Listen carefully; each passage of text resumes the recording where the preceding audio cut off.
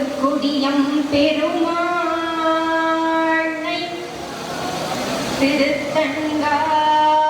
திருத்தங்காளூரானை கரம்பனோர்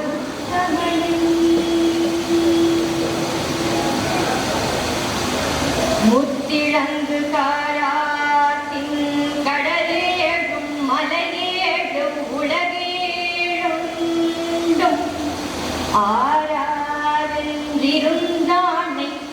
கண்டதென்னரங்கத்தே.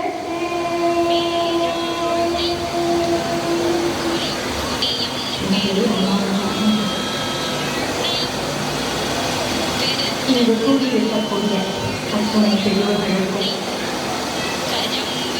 இந்த நிகழ்ச்சியினுடைய உபயதாரராகிய அரங்காவலர் திரு மனோகரன் ஐயா மற்றும் வெங்கடசாமி ஐயா அவர்களுக்கும் ஆண்டாள் நாச்சியாரை கொண்டாடி கொண்டிருக்கக்கூடிய இந்த கோயில் நிர்வாகத்தினர் பெரியோர்கள் அத்துணை பேருக்கும் இந்த அருமையான வாய்ப்பினை கொடுத்த அத்துணை பெரியோர்களுக்கும் எனது வணக்கங்களையும் நன்றிகளையும் உரித்தாக்கிக் கொண்டு அழகான இந்த நேரத்தில் திருவாடிப்புறத்தை நம்மளுடைய தாயாகிய ஆண்டாள் நாச்சியாரை கொண்டாடி கொண்டிருக்கக்கூடிய இந்த நிகழ்வுல கண்ணன்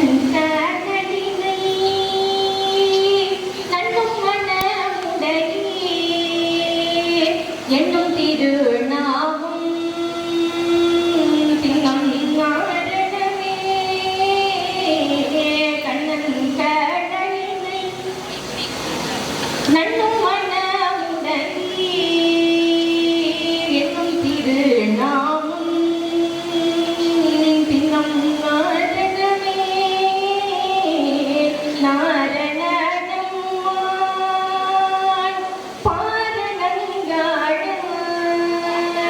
வாரணம் தொலைத்த காரணம் தானே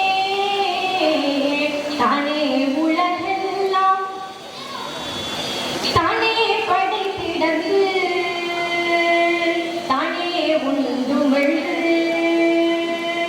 தானே யாழ்வானே ஆழ்வானாழி நீர் கொள்வா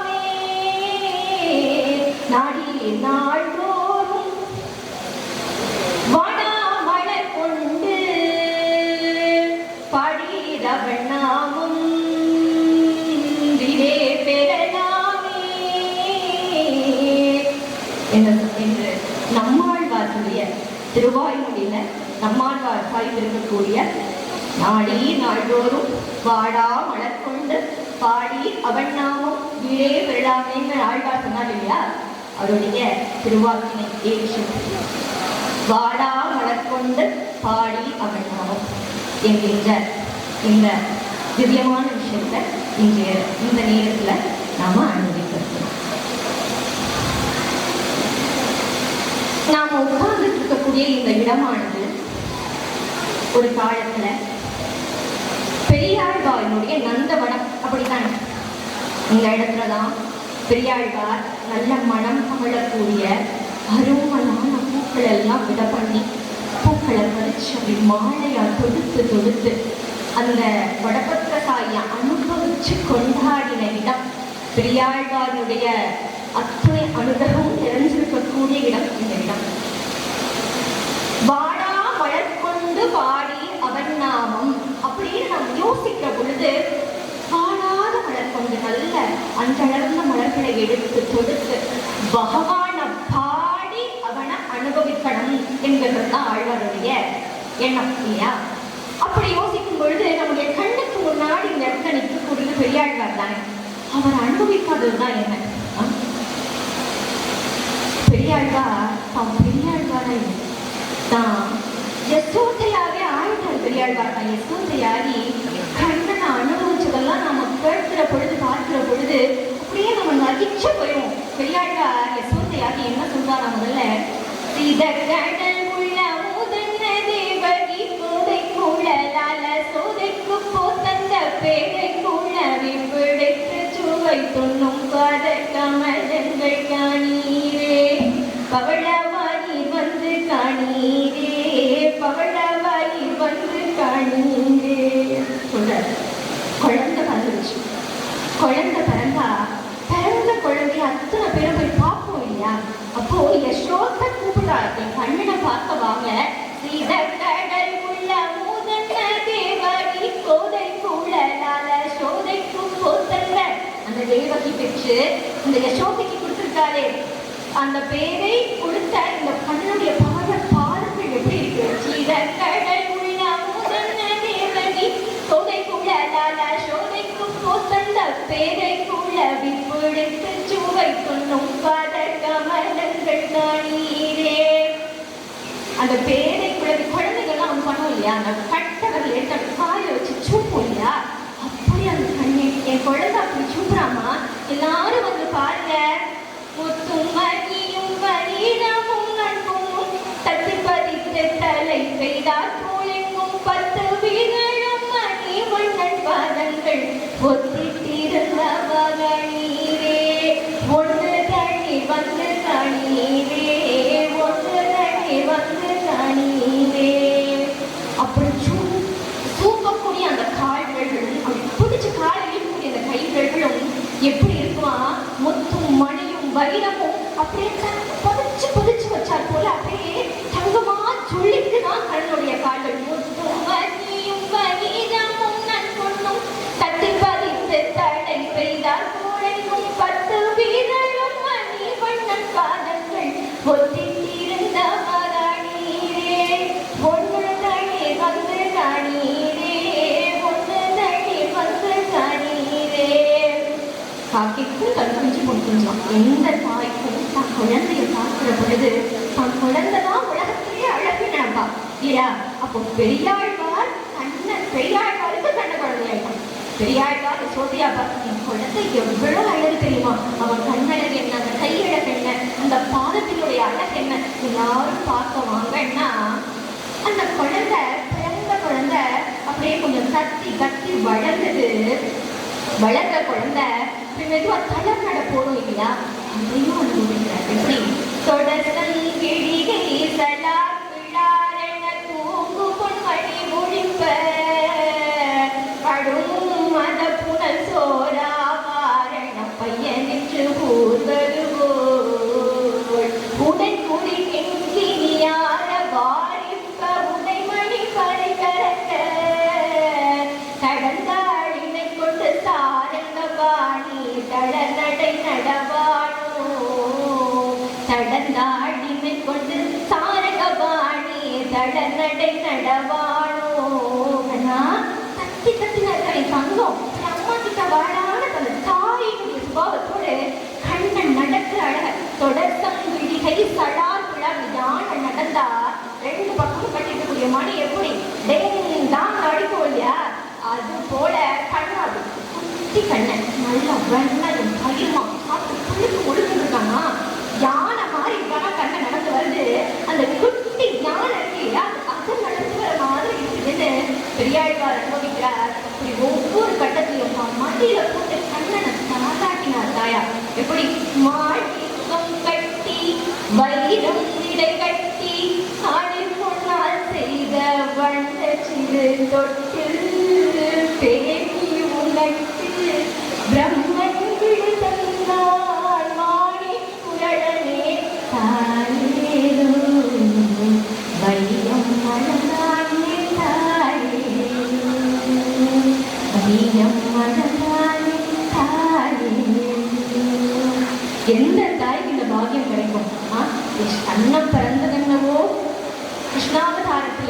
கோகுலத்துல.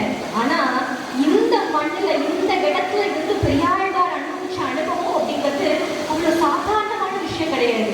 அப்படி ஒவ்வொரு விஷயத்தையும் ஒவ்வொன்னா கண்ணை மாடு வைக்கிறதுக்கு போறாங்க. இப்ப குழந்தைங்க ஸ்கூலுக்கு போறாங்க அப்படின்னா குழந்தைங்களுக்கு படிக்கிறதுக்கு என்ன வேணும்?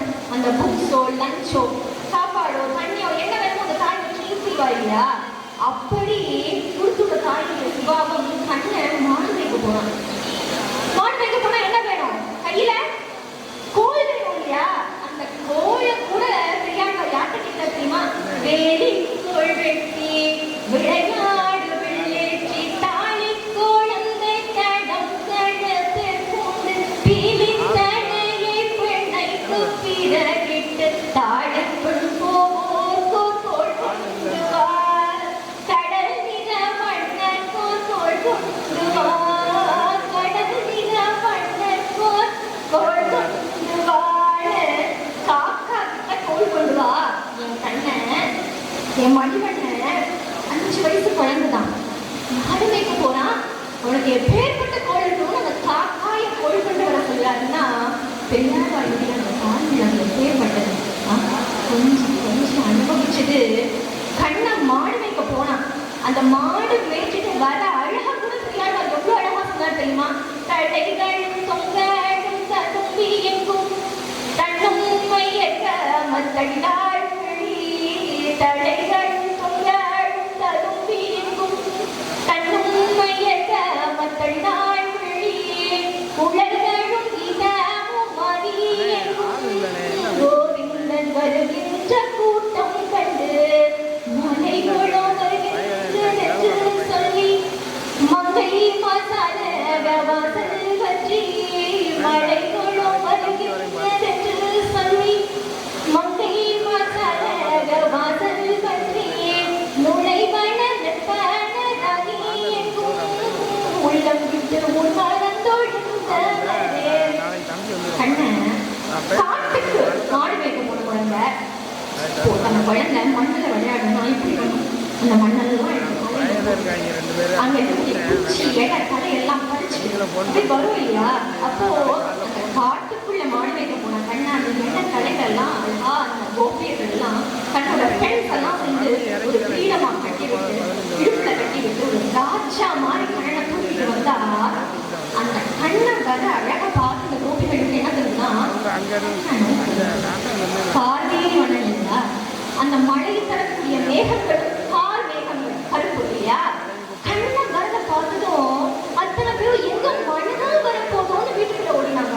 அப்படி அழகுள்ள தன்னுடைய ஒவ்வொரு விஷயத்தையும் இந்தியோடு வீரவன் ஈசன் இமயவரெல்லாம் மந்திர மாமல கொண்டு மறைந்துவராய் வந்து நின்றார் சந்திரன் மாளிகை சேர்க்கும் சதுரர்கள் வெள்ளகை நின்றார் அந்தியும் போதிடுவாகும் அழகனே காப்பிட வராய் அழகனே காப்பிட வராய். கண்ணன் இப்படி சுட்டித்தனமெல்லாம் பண்ணிட்டு இருக்கானுங்க. கண்ணு வந்துச்சு என் கண்ணனுக்கு கண்ணு வந்துச்சுன்னா கண்ணா வாடா திருவந்திக்காவுக்கு பெரியாழ்வார் பண்ணி வைக்கிறார் கண்ணனுக்கு. அப்படி பெரியாழ்வார் கொண்டாடிய கண்ணன் பெரியாழ்வார் அந்த சோதியா மாறி கண்ணனை பருகின அந்த பக்திங்கிறத சொல்லி மாறாரு. அனுபவிக்க அப்படி ஒரு விவாதமான ஒரு விஷயம் பெரியாழ்வாருடைய. பெரியாழ்வார் இப்படி கண்ணனை கொண்டாடி பாராட்டி சீரூட்டி அனுபவிச்சுட்டு கொண்டிருக்கக்கூடிய தருணத்துல பெரியாழ்வாருடைய கனவுல இந்த பெருமாள் தோன்றி அப்பா மதுரை மன்னனுக்கு ஒரு சந்தேகம் அதை தீர்க்கிறதுக்காக அத்தனை பேரையும் கூப்பிட்டு நீ போய் உனக்கு தெரிஞ்சதெல்லாம் சொல்லி அவனுடைய சந்தேகத்தை தீர்த்து வை அப்படின்னு பெருமாள் சொல்ல. பெரியாழ்வாருக்கோ எனக்கு என்ன தெரியும்? ஏதோ அடியே தெரிஞ்சத திட்டு தட்டுன்னு பேசி உன்னை பத்தி உன்னை பாடி உன்னால நான் பாட்டுக்கு அனுபவிச்சுட்டு இருக்கேன்ப்பா. என்னையும் அங்க பொறுத்தது எவ்வளோ பெரிய அறிவு சான்றோர்கள்லாம் இருக்கக்கூடிய சபை தன்னுடைய அந்த அரசனுடைய சபை. அந்த சபையை போய் நான் எப்படி அவனுக்கு நிர்மாணம் பண்ண முடியும்னு சொல்லுகிற பொழுது, நீ போகா அப்படின்னு பெருமாள் உத்தரவு கொடுக்க பெரியாழ்வார் இங்க வந்து கிளம்புற. அங்க போய் நிறைய வேதங்கள் எல்லாம் சொல்லி வேண்டிய வேதங்கள் எடுத்தோதி மன்னனுக்கு பெருமாள் தான் இம்மையில மறுமைக்கான விஷயம் பகவானை நாடக்கூடிய பக்தி தான் அப்படிங்கிற வேதங்கள் மூலியமாக பெரியாழ்வார் எடுத்து கூட அந்த மன்னனுக்கும் மகிழ்ச்சி. அவர் சொன்ன விஷயம் மன்னனுக்கு மன்னனும் ஏற்றுக்கிட்டு ஆஹா அப்படின்னு நினைக்கிற நேரத்துல அவர் கட்டி வச்சிருக்கக்கூடிய அந்த பொற்குழி தாழ்வு நம்ம கட்டி வச்சா நம்ம தாழ்த்தாம அந்த விஷயம் அந்த கிளி தாழ்மா ஆனாலும் அது கழுதது இறைவனுடைய அருளோட பெரியாழ்வார் அந்த பொற்கிழியும் எடுத்துக்கொண்டு அந்த மன்னன் பெரியாழ்வார சிறப்பு பண்றார். ஞான வேலை ஏற்றிவிட்டு மக்கள் அனைவரும் கொண்டாடக்கூடிய விதமாக ஊர்வலம் கூட்டிட்டு போனாங்க. பாண்டியன் கொண்டாட பட்டர் பிரான் வந்தான் என்று ஈண்டிய சங்கம் எடுத்துள்ள வேண்டிய வேதங்கள் ஓதி விரைந்து கிளியறுத்தான் பாதங்கள் யாமுடைய பற்றுன்னு சொல்றோம் இல்லையா? அப்படி வேண்டிய வேதங்கள் ஓதி கிளியறுத்த அந்த பெரியாழ்வார ஊர் மக்கள் கொண்டாடுகிற பொழுது நீங்க இந்த மண்ட பெரியாழ்வார் என்ன பண்ணீங்க? கண்ணனை கொண்டாடினார் இல்லையா? என் குழந்தை கண்ணனை கொண்டாடினார் இல்லையா? அப்படி கொண்டாடின அந்த குழந்தை பகவான் என் குழந்தைய இந்த ஊர் கொண்டாடுதேன்னு தன்னுடைய கருடாழ்வார் மேல பெருமாளும் தாயாருமா பறந்து வந்து அப்படி அந்த காட்சியை பார்க்கறாங்க. பெருமாள் பார்க்க ஜனங்கள் அத்துணை பேரும் பெருமாளை பார்க்கறாங்களாம். அப்படி பெருமாளை பார்க்கிற பொழுது நமக்கு முன்னாடி பெருமாள் வந்திருந்தாருன்னா நம்ம என்ன பண்ணணும்? பெருமாளே எனக்கு வாழ்க்கையில நிம்மதியே இல்லைப்பா, சந்தோஷத்தை கொடு, நான் கேட்கிற வாழ்க்கையெல்லாம் வரிசை ஒரு பெரிய லிஸ்ட் போடுவோம் இல்லையா? ஆனா என்ன தோணுச்சு? அப்பயும் அந்த வாசல் அந்த உள்ளம் பல்லாண்டு பல்லாண்டு பல்லாயிரத்தாண்டு பல கோடி 100,000 எத்தனை பேருக்கு வாய்ப்பு? அப்பா இத்தனை பேர் இருக்காங்க, இவங்களுக்கெல்லாம் உனக்கு பண்ணணுமே, நீ பல்லாண்டு வாழணுமே, நீ பல்லாண்டு வாழ்ந்தால்தானே உன்னுடைய அடியார்கள் எங்களுக்கு நீ கிடைப்பாய், நீ பல்லாண்டு வாழணுமேன்னு சொன்னதோடு அடியோமோடும் மின்னோடும் பிரிதின்றி 1000 பல்லாண்டு வடிவாயின் மலம் வடமாறில் வாழ்கின்ற மங்கையும் பல்லாண்டு வடிவா ஜோதி வளர்கின்ற ராணியும் பல்லாண்டு படை போற்ற முழங்கும் பாஞ்ச சன்னியமும் பல்லாண்டேன்னு சொன்னார் இல்லையா? அப்பா உன்னோடு சேர்ந்து நான் பல்லாண்டு வாழணும், அடியார்கள் வாழணும், உன்னுடைய திருமகள் வாழணும், சேர்ந்திருக்கக்கூடிய சங்கோட சக்கரம் பல்லாண்டு வாழணும்னு சொன்னாருன்னா அந்த வாத்சல்யம் யாருக்கு கிடைக்கும்? அந்த வாத்சல்யம் அவருக்கு ஒன்று பண்ணதுன்னா அவர் தனியாக கைகள் வாடா மலர் கொண்டு பூவை கொடுக்கல, பூவோடு சேர்த்தவருடைய பக்தியும் தொடுத்தார் இல்லையா? தொடுத்து பகவானுடைய திருப்பாதத்தை சமர்ப்பிச்சார் இல்லையா? அந்த பக்தி அவருக்குள்ள அப்படி ஒரு மூன்று பிரபாவமா ஊற்றெடுத்து பகவானை கொண்டாடி வச்சது, பகவானை கூட்டிட்டு வச்சது இல்லையா? அப்படி வாழா கொண்டு அவன் நாமும் பாடணும் என்கின்ற சிந்தையோடு என்கின்ற நம்மாழ்வாளுடைய படிப்படையோடு குருவபுரம் அப்படின்னு ஒரு ஊர் எங்க இருக்குது அப்படின்னா, நாம் எல்லாருக்கும் ரொம்ப ஆசையான கடவுள். எப்படியாச்சும் வாழ்க்கையில ஒரு முறையாவது அந்த தலத்துக்கு போயிடணும்னு அத்தனை பேருக்குமே ஆசை உண்டு. திருப்பதி ஏழுமலையான போய் சேமிச்சணுங்கிற ஒரு ஆசை இல்லாத மனுஷங்களே இருக்க முடியாது இல்லையா? அப்ப ஏற்பட்ட அந்த திருமலையினுடைய பக்கத்து கிராமம் குருவபுரம் என்கின்ற ஒரு சின்ன ஊர். அங்க பானை வணையக்கூடிய ஒரு மனிதர், பானை வணிவாங்க, மண்பானைகள் எல்லாம் செய்வாங்க இல்லையா, புயவர்னு சொல்லுவாங்க இல்லையா? அப்பேற்பட்ட ஒரு அடியார் பானை செய்வதுதான் அவருடைய முக்கிய தொழில். அவருக்கு தெரிஞ்ச விஷயம் அதுதான். திருமலைக்கு போய் அந்த ஸ்ரீனிவாச பெருமாளை சேவிக்கணும்னு மனசுல ஆசை. ஆனாலும் அவருக்கு தெரிஞ்ச வேலை அன்றாடம் அந்த வேலை செஞ்சாதான் வயிற்று பிழைப்பு, வயிற்றுக்கு சாப்பாடுக்கு அன்னன்னைக்கு அவர் செய்யக்கூடிய வேலைதான் சொல்லுகிற பொழுது யோசிக்கிற பொழுது போக முடியாத சூழ்நிலை. இன்னைக்கு மாதிரி கார்களோ வசதிகள் எல்லாம் அன்னைக்கு கிடையாது. நடைபயணமா போகணும், எவ்வளவு நாள் ஆகும் தெரியாது இல்லையா? அப்பேற்பட்ட ஒரு சூழ்நிலையில அப்பா மனசார நினைச்சு நிச்சயம் என்ன பண்ணுவாரா, காலையில பானைகள் எல்லாம் செய்யறதுக்கு முன்னாடி அந்த மண்ணிலேயே சிறுசா ஒரு சின்ன பூ, அந்த மண்ணால செஞ்சு அந்த பூவும் வாடாது, இந்த வாடாத மண் பூவை கொண்டு போய் தன்னுடைய வீட்டில் எழுந்துள்ள பண்ணியிருக்கக்கூடிய அந்த பெருமானுடைய எதிர்பார்க்கத்தை வச்சு, அப்பா எனக்கு நீ போதும், சதா காலம் உன்னை இப்படி அனுபவிச்சுட்டே இருக்கக்கூடிய இந்த பாக்கியத்தை மட்டும் எனக்கு கொடு அப்படின்னு மனசார இளமாற வேண்டி உருகி அப்படியே அவருடைய திருவடி பணிந்து வணங்கிட்டு தான் அவருடைய அன்றாட வேலைகள்லாம் ஆரம்பிப்பார். இது அவருடைய நித்திய வழக்கம். மிச்ச காலமும் அவர் அப்படித்தான் காலையில எழுந்திரிச்சா குளிச்சுட்டு தன்னுடைய காலை கடன்கள் எல்லாம் சந்தியாவனம் எல்லாம் முடிச்சுட்டு மண்ணால் ஆன ஒரு பூவை செஞ்சு கொண்டு போய் பகவானுடைய பாதத்துல சமர்ப்பிச்சுட்டு அவருடைய அடுத்த வேலைகள் எல்லாம் பார்ப்பார். இப்படியே நாட்கள் போக போக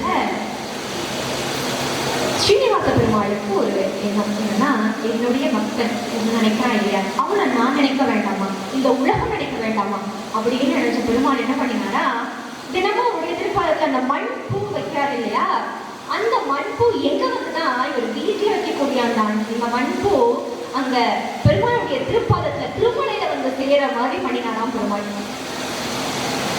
அப்போ அங்க இருக்கக்கூடிய அர்ச்சகர்களுக்கெல்லாம் ஒரு பயம், என்னடா இது, முத நாள் பெருமாளை வணங்கிட்டு நட சாத்திட்டு போறோம், மறுநாள் காலையில வந்து பார்த்தா ஒரு மண்ணால் ஆன பூ இருக்கே அப்படின்னு பார்க்கிற பொழுது இதுக்கு நடுவுல என்ன ஒரு விஷயம் அப்படின்னா, அந்த குருவபுரம் இருக்கக்கூடியது, திருமலை இருக்கக்கூடியது தொண்டை நாடு. அப்போ அந்த தொண்டை நாட்டை சக்கரவர்த்தி, ஒரு ராஜா, தொண்டைமான் சக்கரவர்த்திங்கிற ராஜா ஆட்சி பண்ணிட்டு வர, அந்த ராஜாவுக்கும் நம்மளுடைய திருமலையப்பன்னா அவ்வளவு கொள்ள பெருமாளை நிச்சய காலம் கொண்டு சேவிக்காம இருக்கவே மாட்டார். அப்பேற்பட்ட பெருமாளுடைய பக்தர் அவர் ஆசையா பெருமாளுக்குன்னு தங்கத்தால ஆன தங்க புஷ்பத்தை டெய்லி கொடுத்து விடுவாங்க. அதை பெருமாளுக்கு சமர்ப்பிச்சு அங்க அத்தனை பேரும் வைக்குவாங்க. இது ஒரு வழக்கம். அப்போ இந்த செய்தி என்னன்னா, இந்த குருவநம்பி பண்ணி கொண்டிருக்கக்கூடிய அந்த புஷ்ப கைங்கரியம் இருக்கு இல்லையா, மண்பூ, அந்த மண்பூவானது பெருமாளுடைய திருவடியில சேர்க்கிற பொழுது இது எப்படி நிகழ்ந்தது அப்படின்னு எல்லாருக்குமே ஒரு சந்தேகம், ஆச்சரியம், இதோ தவறு பண்ணிட்டோமோ, பகவானுக்கு தவறு பண்ணிட்டோமோ, அதனாலதான் அது நிகழ்ந்தோன்னு ஒரு சஞ்சலமும் எல்லா மனசுலையும் இருந்தது. அப்பதான் நம்முடைய வேங்கடமலையான் அரசனுடைய தொண்டைமான் சக்கரவர்த்தியுடைய கனவுல தோன்றி, அப்பா குருவபுரம்ங்கிற ஒரு ஊர்ல என் மேல பக்தி கொண்ட என்னுடைய அடியார் ஒருத்தன் இருக்கான்பா, போய் அவனை பாரு அப்படின்னு பெருமாள் சொல்ல, இந்த ராஜாவும் அந்த குருவபுரம் போறார். அங்க போனா ஒழிச்சிருந்து பார்த்தாராம். டெய்லி இந்த குருவநம்பி காலையில இருந்துச்சு மண்ணால் ஆன பூவை செஞ்சு பகவானுக்கு சமர்ப்பிச்சு அவனை கொண்டாடி அனுபவிச்சு தன்னுடைய வேலைகள் செய்யும் பொழுது கூட அந்த பகவானுடைய நாமத்தை சொல்லிட்டே பண்ணக்கூடிய அந்த பாம்பை பார்த்து மன்னன் கண் அப்படி கலங்கினதான் பார்ப்பான்.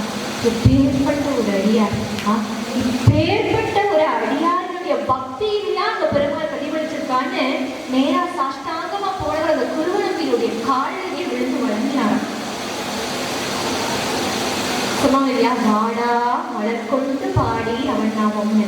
இங்க குருவநம்பியுடைய பக்தியை வச்சு பகவான் அவனுக்கு அனுகிரகம் பண்ணினாருன்னா, அவர் வாடா மலர் கொண்டு அவன் நாமத்தை வாய் வணக்க சொல்லினது தானே காரணம். அதனால தானே பகவானுடைய அந்த வாத்சல்யத்தோட கூடிய அந்த கடாட்சம் இந்த குருவநம்பிக்கு கிடைச்சது இல்லையா. அப்படி வாடா மலர் கொண்டு பாடினவன் நாமம் விடே பெறலாமே. அப்படி வாடாத மலர் கொண்டு அவன் நாமத்தை பாடினான் நமக்கு பகவானுடைய வீடாகிய வைகுந்த பதவியை நமக்கு கொடுக்கக்கூடியது. திருக்கோளூர் பெண் பிள்ளை கூட தன்னுடைய 81 ஒரு விஷயத்தை வச்சிருப்பார். மண்பூவை இட்டேனோ குருவநம்பியை போலே. அப்பேற்பட்ட பாக்கியம் எனக்கு கிடைச்சதா. சாதாரண மண்பூவை வச்சு பகவானுடைய அன்புக்கு அடைக்கலமானவர் இல்லையா குருவநம்பி, அப்பேற்பட்ட பாக்கியம் எனக்கு கிடைக்கலையே சுவாமின்னு ராமானுஜர் கிட்ட இந்த திருக்கோளூர் பெண் பிள்ளை ஏங்குறார். அப்படி நாமும் வாடா மலர் கொண்டு பகவானுடைய திருநாமத்தினை பாடணும். அதுக்கு தானே இந்த வாழ்க்கை, இந்த ஜென்மம் அப்படிங்கிறது, இந்த வாழ்க்கை அப்படிங்கிறது சம்சார சாகர காலத்தை கடந்து நம்முடைய கர்மாக்கள் அத்தனையும் கழிச்சு நம்முடைய வீடுங்கிற அந்த பெருமானுடைய வைகுண்டங்களுடைய திருப்பாதத்தை அடைகிறதுதானே இந்த பிறவியுடைய நோக்கம். அதை நம்ம அடைய வேண்டாமா? உடுப்பி கிருஷ்ணன் நம்ம அத்தனை பேருக்கும் தெரியும். உடுப்பி சேத்திரம். உடுப்பி கிருஷ்ணன் எப்படி வந்தார் அப்படின்னா, ஒரு சமயம் ருக்மணி தேவி கண்ணன் கிட்ட கேட்டாலும், அப்பா சுவாமி, சின்ன குழந்தையா இருக்கு, நீங்க பாலகிருஷ்ணா இருக்கும்போது விருந்தாவனத்துல கோகுலத்துல எத்தனையோ லீலைகள் எல்லாம் நீங்க பண்ணீங்க. வெண்ணெய் கல்வி சாப்பிட்டீங்க, மண்ணு சாப்பிட்டீங்க, எத்தனையோ அசுரங்கள் எல்லாம் வதம் பண்ணீங்க இல்லையா? அப்ப நான் பறக்கல. அதை அனுபவிக்கக்கூடிய பாக்கியம் எனக்கு கிடைக்கல சுவாமி. அதை அனுபவிக்கிறதுக்கான ஒரு பாக்கியத்தை எனக்கு கொடுங்க அப்படின்னு ருக்மணி தேவி கேட்க, பகவான் விஸ்வகர்மாவிட்ட சொல்லி குஞ்சி கண்ணனா ஒரு விக்கிரகத்தை ருக்மணி தேவிக்கு கொடுக்க, அந்த விக்கிரகத்தை ருக்மணி தேவி வழிபட்டு பின்னால மத்வரால உடுப்பில பிரதிஷ்டை பண்ணப்பட்ட கிருஷ்ணன் தான் இந்த உடுப்பு கிருஷ்ணன். குஞ்சு கண்ணனா ஒரு கையில மத்தோடையும் கையோடையும் இருப்பாங்க. அந்த உடுப்பி சேத்திரத்துல மற்றவருக்கு அடுத்தபடியாக வியாசராயர் அப்படிங்கிற வியாசராஜர் அப்படின்னு சொல்லக்கூடிய ஒரு ஆச்சாரியர் அங்க இருக்கார். உடுப்பி கிருஷ்ணன் மேல அதீத பக்தி. உடுப்பி கிருஷ்ணன் மேல பக்தினா இந்த சேத்திரத்துல இருக்கும் பொழுது மட்டும் பகவானுக்கு பூஜை பண்றதுன்றதை தாண்டி எங்க போனாலும் எங்க இருந்தாலும் சாதாரண ஒரு சின்ன விஷயத்தை பார்த்தால் கூட மானசீகமா உடுப்பி கிருஷ்ணனுக்கு பூஜை பண்ணுவாங்க. மானசீக பூஜை அப்படிங்கிறது எப்படின்னா, யார் எங்கெல்லாம் எல்லாம் கூட அந்த கண்ணனை மனசுல நினைச்சு அவருடைய திருவுருவத்தை அப்படியே மனசுல வடிச்சு ஆத்மார்த்தமா அவன் பக்கத்திலேயே இருந்தவனை அனுபவிக்கிறார் போல அனுபவிச்சு மனசார அவரோட ஒன்றக்கூடியதான் அந்த மானசீக பூஜைன்னு சொல்லுவாங்க. அப்படி மானசீக பூஜையோடு உடுப்பி கிருஷ்ணனோடு ஒன்றியவன் ஆச்சாரியர்கள் எல்லாம் அந்த திருப்பள்ளத்தை வச்சு கூட்டிட்டு போவாங்க எங்க போனாலும். அப்படி ஒரு சமயம் இந்த வியாசராஜர் ஒரு காட்டின் வழியாக பிரயாணம் போயிட்டு இருக்க, காட்டின் வழியாக பயணம் செய்து கொண்டிருக்கார். தன்னுடைய சீடர்கள் எல்லாம் அவருடைய பள்ளத்தை தூக்கிட்டு போனாங்க. அப்படி போகிற வழியில ஒரு நல்ல அடர்ந்த துளசி மனம், துளசியை நம்ம தள்ள பச்சை பசேன்னு தழுத்து அழகா பிரிச்சுட்டு இருக்கக்கூடிய அந்த மகத்தை பார்த்தா, துளசியை பார்த்தா நமக்கு யாருடைய ஞாபகம் வரும்? சாட்சாத் அந்த கிருஷ்ண பரமாத்மனுடைய ஞாபகம் வரும் இல்லையா? அப்படி துளசியை பார்த்ததும் இந்த வியாசராஜருக்கு கண்ணனுடைய நினைவு வந்துச்சு. ஆஹா, கண்ணனுக்கு துளசி எவ்வளவு பிடித்தமான ஒரு விஷயம். அப்ப துளசியை பறிச்சு என் கண்ணனுக்கு மாலை கட்டணுமேன்னு மனசால இந்த துளசியெல்லாம் பறிச்சு மாலையாக தொடுத்து மானசீகத்துல இந்த உடுப்பி கிருஷ்ணன் முன்னாடி போய் மானசீகமா அந்த கண்ணனுக்கு மாலை கட்டி போய் மனசால கண்ணனோட ஞானத்தனமா கண்ணா, உனக்கு இந்த விருந்தாதேவினா பிடிக்குமே, விருந்தாதேவி அப்படிங்கிறது துளசி தான் விருந்தான்னு சொல்லுவாங்க. இந்த விருந்தையா உனக்கு பிடிக்குமே, உனக்காக இந்த துளசி மாலை கொடுத்துருக்கேன்பான்னு அங்க வச்சு கட்டி போட்டா, இந்த இடது பக்கம் பெருமாளுக்கு மாலை சரியா போய் உட்கார்ந்துச்சு. இந்த வலது பக்கத்துல பெருமாளுக்கு மாலை போய் உட்காரல, அப்படி ஏற்றிக்கிட்டு இருக்குது.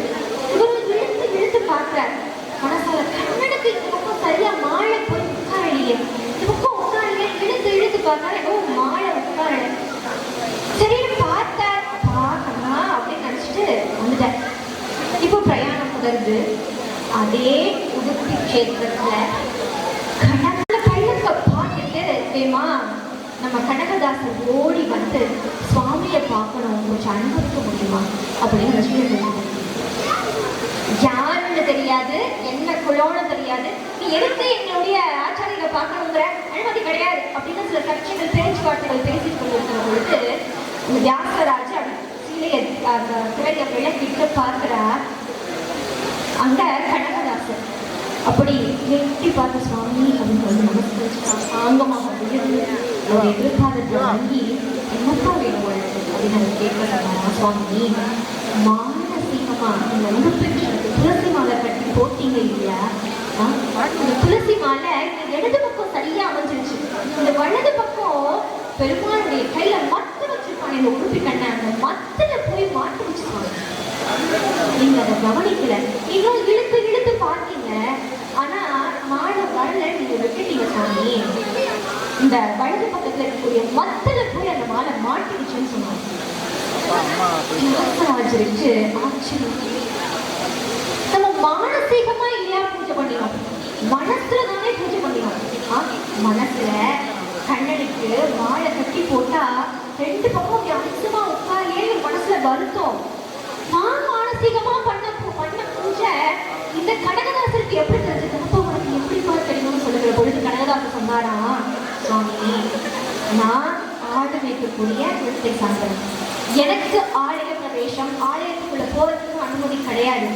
நான் அந்த ஆலயத்தினுடைய அந்த வாசல இருந்து பகவானை பாடுவேன். நானும் மானசீகமா வணங்குறேன் சொன்னேன். நானு இந்த துவாய்கள் எல்லாம் துளசி எல்லாம் பறிச்சு பெருமாளுடைய திருப்பாதத்துல உட்கார்ந்து பெருமாளுக்கு துளசிய பாதத்தை சமர்ப்பணம் பண்ணிட்டு இருந்தேன்னா அப்பதான் நீங்க வந்தீங்க. பெருமாளுக்கு பாதத்துல துளசியை சமர்ப்பணம் பண்ணிட்டு இருக்கும்போதுதான் நீங்க வந்தீங்க. வந்து பெருமாளை வணங்கி அழகா தொட்டுருந்தீங்க இல்லையா? இந்த துளசி மாலையை நீங்க போட்டீங்க. அதையும் நான் பார்த்தேன். அப்பவும் நான் அங்கதான் இருந்தேன். ஆனா மாலை இந்த பக்கம் மாட்டிக்கிட்டு தெரியாம நீங்க ரொம்ப சங்கடப்பட்டீங்க சுவாமி. ஆனா அப்போ என்னால அப்ப நீங்க பூஜை பண்ணிட்டு இருந்தீங்க இல்லையா? அப்போ உங்களுக்கு இடையூறு பண்ணக்கூடாதுன்னு நான் பேசாம இருந்துட்டேன். இப்ப நீங்க இந்த வழியா போக பார்த்தேன். அதை நான் சொன்னேன்னா நீங்க அதை சரி பண்ணிருக்கீங்க இல்லையா? அப்போ உங்க மனசு இன்னும் சந்தோஷப்படுவேன். ஆசாசியா இல்ல பகவானுக்கு துளசி மாலை கட்டி சாத்திட்டீங்க. அதான் சுவாமி வந்து சொல்லிட்டு போயிடலான்னு அடியன் வந்தேன் சுவாமி. அப்புறம் தான் மன்னிச்சுக்கணும் கனகதாசன். வியாசராயருக்கு கண்ணில் இருந்து தண்ணியே வந்துருச்சு. எப்பேற்பட்ட பக்தி! தான் மனசுல பண்ணக்கூடிய அந்த பக்தி இன்னொருத்தருக்கு தெரியுதுன்னா, தான் பண்ண மானசீக பூஜையில அவரும் இருந்தாருன்னா அந்த பக்தனுடைய பக்தி எப்பேற்பட்டதா இருக்கும். அப்படி வாடா மலர் கொண்டு அவன் நாமத்தை பாடினா அவனுடைய பக்திக்கு பாத்திரமாகலாம் இல்லையா? நம்மால் பார்த்த மாதிரி இதே பெறலாமே, அவனுடைய திருப்பாலத்தை வைகுண்டத்திலே போய் நாம் அனுபவிக்கலாமே இல்லையா? பேர்பட்ட கனகதாசன் ஒரு கட்டத்துல வியாசராஜும் அவருடைய ஸ்ரீடரா ஏற்றுக்கிறார். வியாசராஜனுடைய ஸ்ரீடராகி ஒரு கட்டத்துல கனகதாசன் அவர்கிட்ட இருக்கார். அப்போ வியாசராஜர் என்ன சொன்னாரா, ஒரு வாழைப்பழத்தை கொடுத்து தன்னுடைய ஸ்ரீடர்கள் அத்தனை பேருக்கும் ஒவ்வொரு வாழைப்பழத்தை கொடுத்து, அப்பா நீங்க தனிமையில இருக்கும் பொழுது அதை சாப்பிடுங்க அப்படின்னு சொல்லி சொன்னாங்க. தனிமையில இருக்கும் பொழுது சாப்பிடுங்க அப்படின்னா எல்லாரும் போய் யாருமே இல்லாத அந்த இடமா பார்த்து போய் வாழைப்பழத்தை சாப்பிடுங்க. சரி, சாப்பிட்டு முடிச்சுட்டு எல்லாரும் வந்து தன்னுடைய ஆச்சாரியர்கள் வியாசராஜர்கள் இருப்பாங்க. இந்த கனகதாசன் மட்டும் என்ன பண்ணினாரா, கொடுத்த வாழைப்பழத்தை சாப்பிடாம அப்படியே கொண்டு ஒரு மாதிரி வச்சுட்டாங்க. இந்த வியாசராஜன் கேட்கிறாரு, அப்பா உன்னை வாழைப்பழம் சாப்பிட சொல்லி கொடுத்தேனே, யாரும் இல்லாதப்ப சாப்பிடுறத சொன்னேனே, எல்லாரும் சாப்பிட்டாங்க, நீ மட்டும் ஏன் சாப்பிடுற அப்படின்னு கேட்டாரு. அது கனகதாசன் சொன்னாரா, சுவாமி யாருக்குமே தெரியாமதான் நீங்க சாப்பிட சொன்னீங்க, யாருமே இல்லாதப்பதான் நீங்க சாப்பிட சொன்னீங்க. ஆனா எங்க பார்த்தாலும் எதெல்லாம் பார்த்தாலும் எனக்கு என் கண்ணன் தெரியானே. இந்த உடுப்பி கிருஷ்ணன் தூணிலும் இருப்பான், துருவிலும் இருப்பான், தூயவன் ஜோதி நாராயணன், ஆணிலும் இருப்பான், வெட்டிலும் இருப்பான், ஆனந்த ஜோதி நாராயணன் சொல்லுவாங்க இல்லையா? இப்படி எந்த இடத்துல பார்த்தாலும் சர்வம் சகலமும் அச்சனைத்துவம் ஒவ்வொரு அணுவிலையும் எனக்கு கண்ணன் தெரியானே. அப்படி யாருமே இல்லாத ஒரு இடத்தை என்னால கண்டுபிடிக்கவே முடியல சொன்னேன். அதான் நான் சாப்பிடுறேன். அப்பதான் அத்துணை சீடர்களுக்கும் கனகதாசனுடைய அந்த பக்தி புரிஞ்சாங்க. பேர்பட்ட பக்தி, சர்வத்திலையும் சகலத்திலும் சுற்றி அத்துணை விஷயத்திலையும் கண்ணனை பார்க்கக்கூடிய அந்த பக்தி பேர்பட்ட.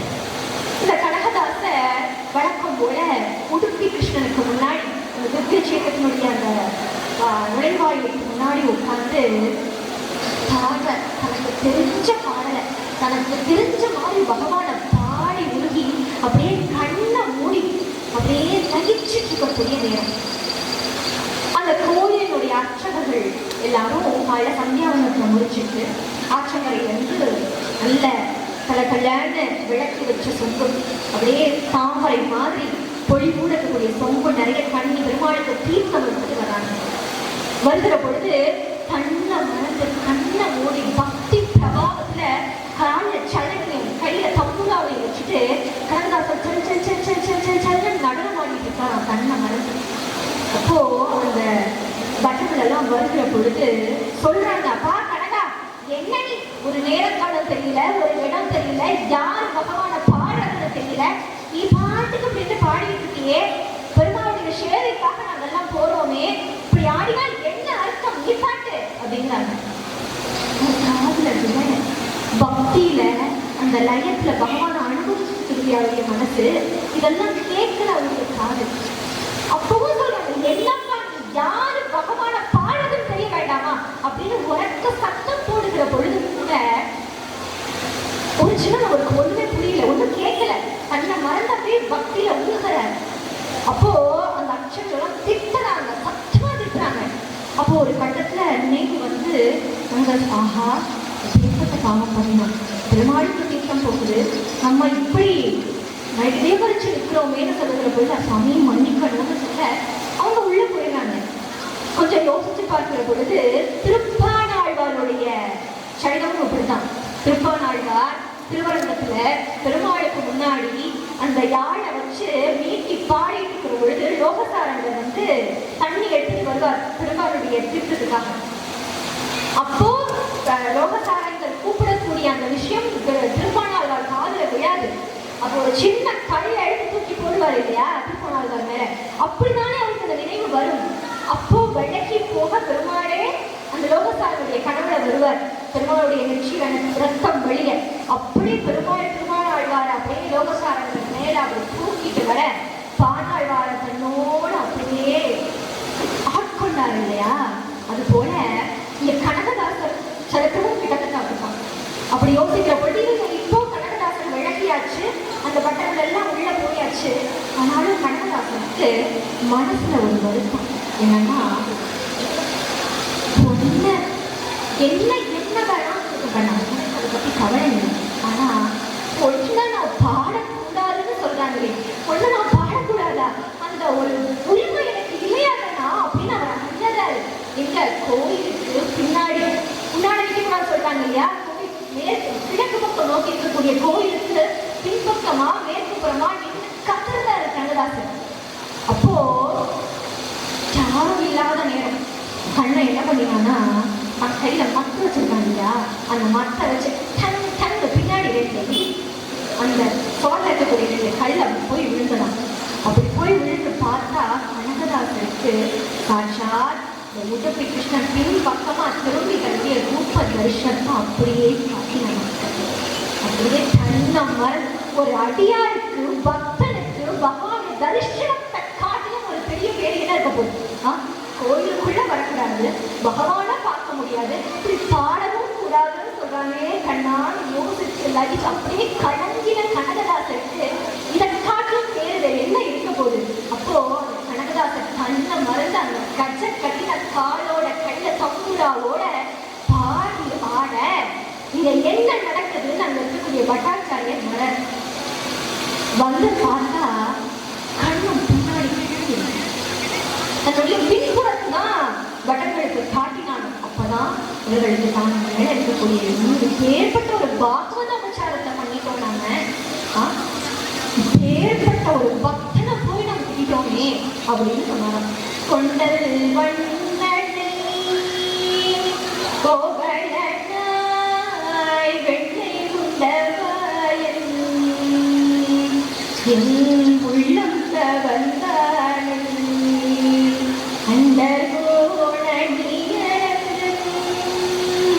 எல்லாமுனை கண்ட கண்கள் மற்றொன்றிலை காணாதே எல்லாமுனை கண்ட கண்கள் மற்றொன்றிலை காணாதே. பானாழ்வார் பெருமாளோடு அப்படியே ஐக்கியமானீங்களா, அது போல கனகதாசர் பகவான் ரட்சித்தார். சொல்றாங்கன்னா, ஒரு முறை ராமானுஜர் தன்னுடைய சிஷ்யர்களெல்லாம் உட்கார வச்சு கிளாஸ் எடுக்கிறார், பாடம் எடுக்கிறார். என்னன்னா, நாடாயத்தை சீடர்களுக்கு சொல்லி கொடுத்தார். அதுல நம்மாழ்வாருடைய ஒரு பாட்டு என்னன்னா, எந்தை தந்தை தந்தை தந்தைக்கும் முந்தை வானவர் வானவர் போனோடும் சிந்தை பூமகளும் திருவேங்கட தந்தமிழ் புகழ் காவலினே என்று சொல்லக்கூடிய நம்மாழ்வாருடைய பாடல்.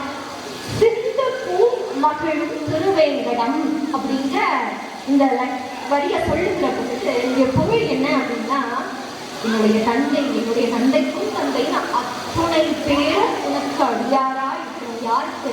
திருமலையில வாசம் செய்யக்கூடிய அந்த ஸ்ரீனிவாசனுக்கு அடியாரா உனக்கு திருப்பாத சேவை செய்யக்கூடிய பாக்கியம் எனக்கு கிடைக்கணும்பா. நீ பேர் கட்டவன். அந்த தேவரும் மூவரும் கிண்ணறர்களும் கருடர்களும் கந்தர்களும் தேவர்களும் அத்துணை பேரும் பூமாரி குறிஞ்சு வணங்கக்கூடிய திருவேங்கடம். அப்பேற்பட்ட திருவேங்கடம்னு சொல்லுகிற பொழுது தேவர்களும் மூவர்களும் அத்தனை பேருமா அந்த மரமாறி பொழிஞ்சு பகவான வணங்கின இடம். இன்னைக்கு பகவானுக்கு புஷ்ப கைங்கரியம் பண்றதுக்கு ஆளுங்களையே நினைச்சு சாமானுக்கு கண்ணு கலங்கிடணும். அப்படி கண்ணிலிருந்து தாதாரியா கண்ணீர் வருது. அதை பார்த்ததும் மனத்தால் அச்சட்டான்னு எந்திரிக்கிறார். சுவாமி, உங்களுடைய திருவிருப்பம் என்னவோ அதை நான் பண்றேன் சுவாமின்னு தன்னுடைய மனைவியோட கிளம்பி திருமலைக்கு போய் பெருமாளுக்கு புஷ்ப கைங்கரியம் பண்றதுக்காக குளத்தை வெட்டி நந்தவனம் அமைச்சு பகவானுக்கு புஷ்ப கைங்கரியம் பண்ணினவர் அனந்தாழ்வார். இன்னைக்கும் அனந்தாழ்வாருடைய நந்தவனம் திருமலையில் இருக்குது.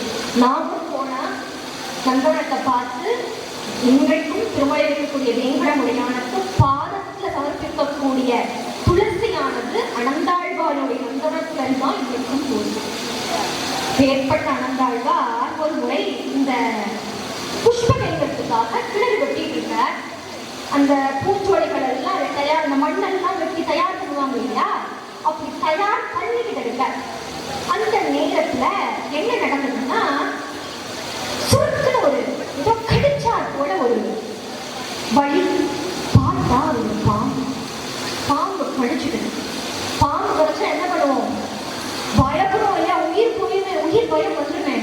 நடக்காழ்வார் என்ன பண்ணினாரா, கடிச்ச பாம்பு அப்படி தூக்கி போட்டுட்டு அவர் பாட்டுக்கு தன்னுடைய வேலையை பார்க்க ஆரம்பிச்சார். அந்த நேரம் பார்த்து திருமலை நம்பி வர, பெரிய திருமலை நம்பி அனந்தாழ்வாரை பார்க்கறதுக்காக வரப்பா வேடிகள் எல்லாம் எப்படி போயிட்டு இருக்கு அப்படின்னு பார்க்க வரும்பொழுது அவர் கண்ணை பார்த்தவர் கண்டுபிடிச்சிட்டாரு. ஏதோ ஒரு விபரீதம் நடந்திருக்குன்னு சொல்லுகிற பொழுது என்னப்பா ஆச்சு அப்படின்னு பார்த்தா அதுக்குள்ள ஒரு சிஷியனான கோவிந்தர் பார்த்தார். சுவாமி, அனந்தாழ்வாருடைய காலில பாம்பு கடிச்சிருக்கு. ரத்தம் என்ன பண்றது? என்னப்பா நீ பாம்பு கடிச்சா மருந்து போட வேண்டாமா, உயிர் போயவே சொல்லுகிற பொழுது, சுவாமி பாம்பு கடிச்சு நான் போய் மருந்துட்டு போனேன்னா அந்த நேரம் வேஸ்ட் ஆயிடுவேன், அந்த நேரம் வீணாகிடுவேன். என் பெருமாளுக்கு நான் புஷ்பலிங்கம் பண்ணணுமே, குளம் வெட்டணுமே, நந்தவனம் அமைக்கணுமே அப்படின்னு சொல்லுகிற பொழுது, அப்பா அது நீ இருந்தா தானப்பா பண்ண முடியும். ஒன்னும் இல்லை சுவாமி, இந்த மழை சாட்சா அந்த ஆதிசேஷனுடைய அவதாரம். ஆதிசேஷனே இல்லையா இந்த மழையா வந்திருக்கான். யாருடைய எண்ணத்தை நான் இங்க நிறைவேற்றி வந்திருக்கேன்? என்னுடைய ஆச்சாரியரான ராமானுஜர் எண்ணம். ராமானுஜர் யாரு? சாட்சாத் இந்த ஆதிசேஷனுடைய அவதாரம் இல்லையா? அப்படி இருக்கும் பொழுது இந்த அருள் எனக்கு என்ன பண்ணும் அப்படின்னா, சுவாமி நீங்க இருந்தா அழகா பூந்தோட்டம் அமைச்சு இந்த எம்பெருமானுக்கு இங்க மாலை கட்டி போட்டு அவனை நான் பாடி அனுபவிக்க போறேன். இல்லையா வைகுண்டத்துக்கு போய் அந்த பிரஜாநதியுடைய கரையோரத்துல பூந்தோட்டம் அமைச்சு அங்க இருக்கக்கூடிய அந்த வைகுண்டநாதனுக்கு நான் மாலை கட்டி போட்டு அவனை அனுபவிக்க போறேன். ரெண்டுல ஏதோ நடக்கும் இல்லையா அப்படின்னு தன்னுடைய வேலையை வந்தாரு. கடைசி வரைக்கும் அந்த பாம்பு கடிக்கு அனந்தாழ்வார் மருந்தே போட்டுக்கல. அவருடைய அந்த பக்தி, அந்த நம்பிக்கை அவனை காப்பாற்றினது இல்லையா? ஏற்பட்ட வாழா மலர்கொண்டு பாடி அவன் நாமும் ஆழ்வார் சொன்னதோடு ஆழ்வாரும் அடியார்களும் நமக்கு அதை நிரூபிச்சு காட்டினாங்க. அப்படி வாடா மலர்கொண்டு அவன் நாமம் பாடினா அவனை நான் அவருடைய திருப்பாளர்கள் அடையலாம் தானே.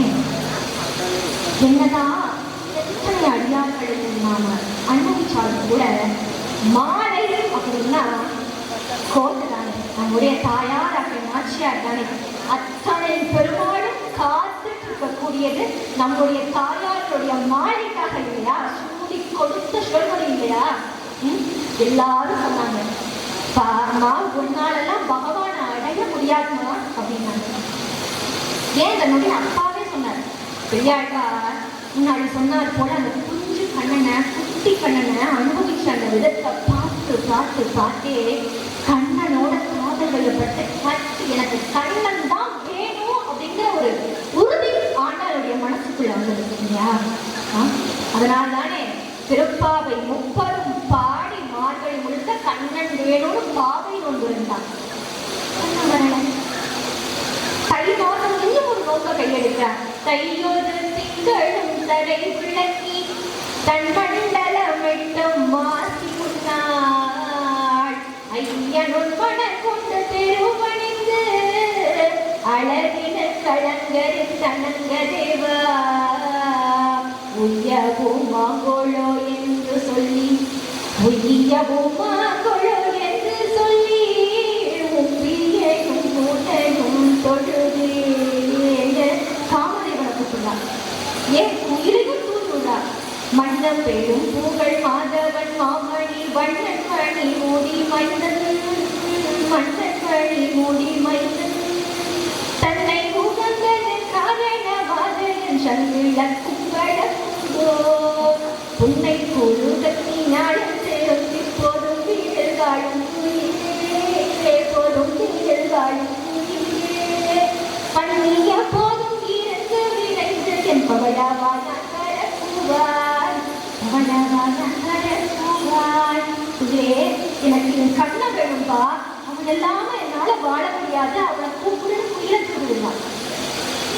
கண்ணன் என்னும் கருதெய்வம் காட்சி பழகி கிடப்பேனே புண்ணில் புலி பெய்தார் போலே புறத்தின் ஜழகு பேசாதே புண்ணில் புலி பெய்தார் போலே புறத்தின் ஜழகு பேசாதே பெண்ணின் வருத்தம் அறியாத பெருமாளையில் சீதக மண்ணாடை கொண்டென்னை வாட்டம் தனிய வீசினே மண்ணாடை கொண்டென்னை வாட்டம் தனிய வீசினே.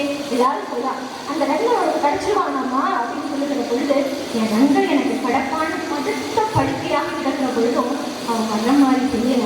அவன் போட்டி அந்த பீதாம்பரங்களை என்னென்ன கொண்டு வந்து போடுங்க, அதை கொண்டு போய் அந்த ஆய்ப்பாடியிலேயே கொண்டு போய் போட்டுன்னா அழகா. அப்பவும் இந்த சிவலிபுத்தூரை ஆய்ப்பாடியா நினைச்சு இந்த மாடங்கள் அந்த வீதிகள் முழுக்க கண்ணனை தேடா நாச்சியார். பிருந்தாவனத்தையே கண்டோம்னு பாடினா இல்லையா, பகவான இந்த பிருந்தாவனத்துல பாத்தீங்களா அப்படின்னு கேட்டு தேடி ஓடுறா. அத்தனையும் தாண்டி கடைசியா அவள் கணா கண்டார் போலே மத்தளம் கொண்டவன் சங்கம் திங்கூடா முத்துடை தாழ்வும் நீ கை காழ்ந்த வந்தர்கள் மைத்தூனன் நம்பி வந்து சுதன் வந்தனை கைத்தளம் கண்ண கண்ணா கண்டே தோழினான்னு கனவு கண்ணாடி போல ரங்கநாதனே வந்து பெரியாழ்வார் கனவுல சொல்ல நாச்சியாரோட அங்க பள்ளத்துல தூக்கிட்டு போய் ரங்கநாதன் சொன்னாரு, என்னுடைய நாச்சியார இந்த ரத்ன பள்ளத்துல தூக்கிட்டு வாங்கன்னு சொல்ல இங்கிருந்து பள்ளத்தை கிளம்புது. அங்க ஸ்ரீரங்கத்துக்கு போய் பகவானோட அப்படியே சேவிச்சு அப்படியே பகவானோட ஐக்கியமே ஆனா இல்லையா. அப்போ இது பக்தி எப்பேற்பட்ட வைராக்கிய பக்தியா இருக்கும்.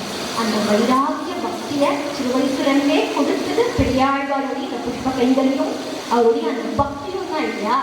அப்படி நாச்சியாரையும் பெரியாழ்வாருடைய அடிவணங்கி அடியார்கள் ஆழ்வார்கள் சாதித்தார் போலே வாடா மனக்கொண்டு அவன் நாமும் பாடி திருவள்ளிய அர்த்தனும் நாடே நாள்